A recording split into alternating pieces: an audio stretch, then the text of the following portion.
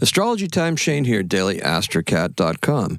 And hey guys, we've got Saturday and it's the 6th of September. So the moon's going to enter Pisces at 11:54 in the morning.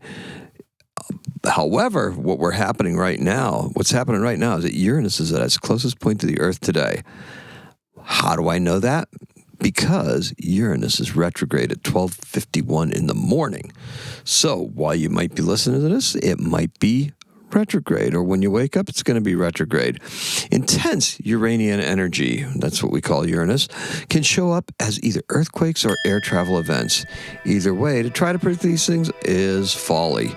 Markets are also very much affected by Uranus retrograde as well. But that was more when Uranus was in Taurus. And it's going to be going back to Taurus.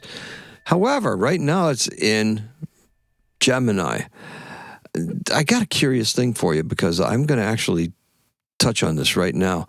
I was just going through and taking some of the programs that I had when I had my previous role before I shifted into this new role. Okay, so before I was more like an administrator. Now I'm actually a sales rep out on the road. So I have all of my old files and everything. I've got all my old emails. I've got everything because I didn't change organizations. I just changed my role. It changes what kind of access I have to different things. However, what it did do was it deprived me of 2 computers that I was using, and now I have an iPhone and an iPad. So basically what I did was tonight was I just was going through and looking at some things, just reviewing tech things. That's important, right? Getting a jump on the Uranus retrograde, looking at some tech things. I actually straightened out a couple things today to do with some of the tech issues that I'm dealing with at work.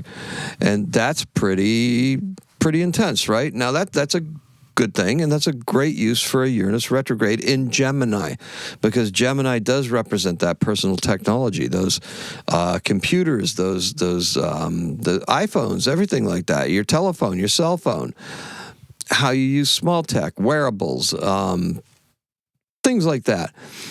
Also, for bigger tech and bigger innovation, Uranus is the co-ruler of Aquarius, right? Innovative, inventive, Aquarius. Eccentric, Uranus, weird, right? Okay, so it's very hard to predict anything to do with Uranus, especially retrograde. Actually, retrograde's a little easier. Moving forward, not so much. What you have to understand is that Uranus is different than any of the planets in our solar system. It actually sits on its side, okay? It rotates different. It's not on an axis like a horizontal axis or even a 23-degree axis like the Earth.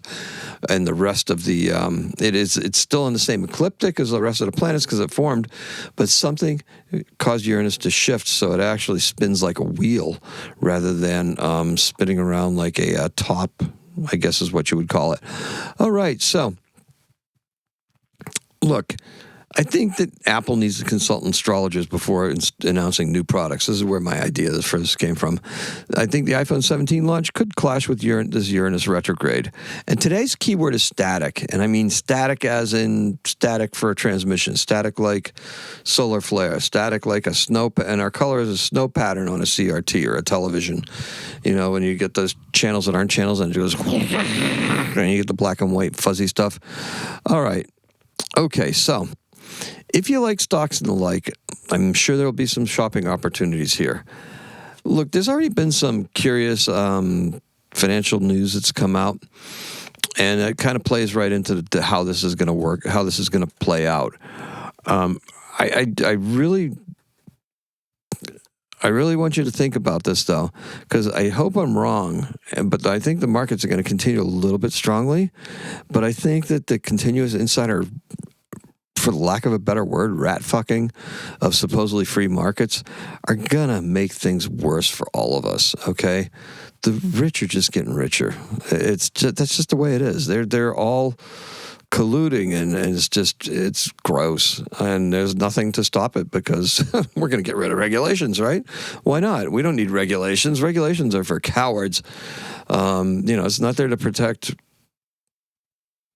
people. It's there to protect, regulations are there to hold corporations back from making the most money that they can, to keep rich individuals from amassing more wealth. That's what those regulations are for. All right, so, yeah, kind of crappy, right? Look, you can try placing a bet on like crypto or the markets or something like that, but you know what? The way they're monkeying around with them, I think you might be better off throwing $2 away at a lottery ticket. At least that's $1.7 billion, right? Hey, you don't play, you don't have a chance to win. All right, so the moon knows that Uranus is unpredictable. She would advise you to wait until Uranus is back into Taurus before you would take a small chance in the cryptosphere or investing for that matter. Change for the sake of change. Hey, look. When Uranus is direct, that'll be the time to begin investing at scale, basically. I think so. Hard times, I'm not quite sure. Can't be sure. The news and everything like that is not very good for it. And look, we're not gonna like it if we force any kind of change today. Change for the sake of change will be met with a big yawn. React quickly to any changes that could bring you more money, however. Okay, now I want you to think about something, because this here, there's a lot of people out there that are trying to give you advice. Do this, do that, make this, do that, moon water, stuff like that. Look, I tell you stuff that I do because, quite honestly, it works for me. It's something that I enjoy doing. It's like little daily, there's some rituals that I do. There's daily rituals. There's weekly rituals. There's monthly rituals. There's things that I do regularly, like shave, okay? You could look at that as a ritual, right? Exactly. Any part of your toilet, your toilet, whatever you decide to do, that becomes part of a ritual. That's something that we do, how we put on our socks, all of that stuff. So for anyone to tell you what you should or shouldn't do, it's kind of crazy, right? I tell you what I do just so you can take and look at it and say, hey, that's interesting, or it's not. I'm not going to tell you that, this new moon, this full moon that's coming up in Pisces is going to be like the big culmination of everything. It's not. It's questions. It's sandwiched in between two new moons, both in the same sign. How can that be a completion of anything at this point? All it is driving us to ask more questions. Pisces questions. What is God? What is the nature of life? What is the nature of the Pisces questions? Life, the universe, and everything. Everybody knows it's 42. Really? That's what the questions we're asking are. You're going to feel like this is the most incomplete culmination you've ever felt. This moon is going to feel like a little crazier, because you've got so many people telling you that this is, it's a solar eclipse, it's this, it's that. It's a solar eclipse. It's something you got to give up. You know what you got to give up? You got to give up searching other places for stuff you already know, okay? These are things that you know. Now, if you want to expand on your knowledge, like astrology or something, I'm your guy, okay? This is your place. This is your place to learn more about astrology, the flow, how it affects creativity. This is what I want to talk about. Now, as far as creativity goes, this is a great place to be at creatively, because it's actually like our resting phase, right? It's almost like Picasso going from his blue period to his, from one period to the other, right? From the blue to the whatever he did, from just when he started launching into Cubism. Same thing, right? It's the same thing. We're in midstream. So this book ending between these two new moons, the two Virgo new moons, is perfect with this Pisces in here, because it's got us questioning. It's got us questioning a lot of stuff. And those questions are going to keep coming, because we had one new moon to think it can figure the answers. Now it's kind of like a pause. Now we're leaving our baggage at the door, because it's conjunct the South Node, the sun is, right? what did we leave behind? Well, I left some money on the table, right? I did. I had to get into a new role. It's a role where I have a bigger upside and way more potential to increase by quite a bit, but there's a training period, right? There's a period that I have to have that's dormant. And that was before anything else, right?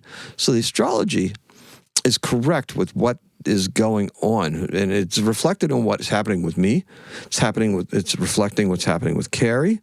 Everybody that comments to me are saying, I get a lot of comments saying, wow, this is right on, this is spot on, because it's a flow. It's the way that the days go. So think about that before you start, going crazy, consuming stuff, and just getting yourself in a tizzy. Just always come back here. This is your anchor. This is your grounding place. Okay, this is where we try to speak what reality is for all of us. And I say sometimes my reality is pretty out there, pretty woo, and it can be. But I'm telling you that what's best for you, and you can even take my woo stuff and try it, or you can just say, Shane, that's crazy.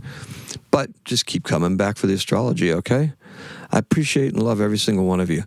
In 2020, the first chord change in 19 years in John Cage's As Slow as Possible composition, which is being played, occurred. So it happened in 2020. It was the first one, 19 years for that, right? Mm-hmm. It's a long piece of music. And it's going to go for 639 years in Halberstadt, Germany. And our birthday is in 1869. It's Felix Salten. Now, not a household word. He's an Austrian author who wrote Bambi. Okay. So there you go.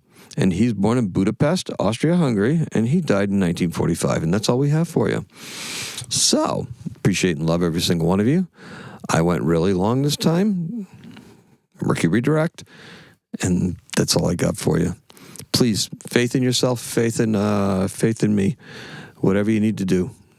I appreciate and love every single one of you. I do appreciate all the likes and the follows and the saves and the viewing later and everything. Thank you.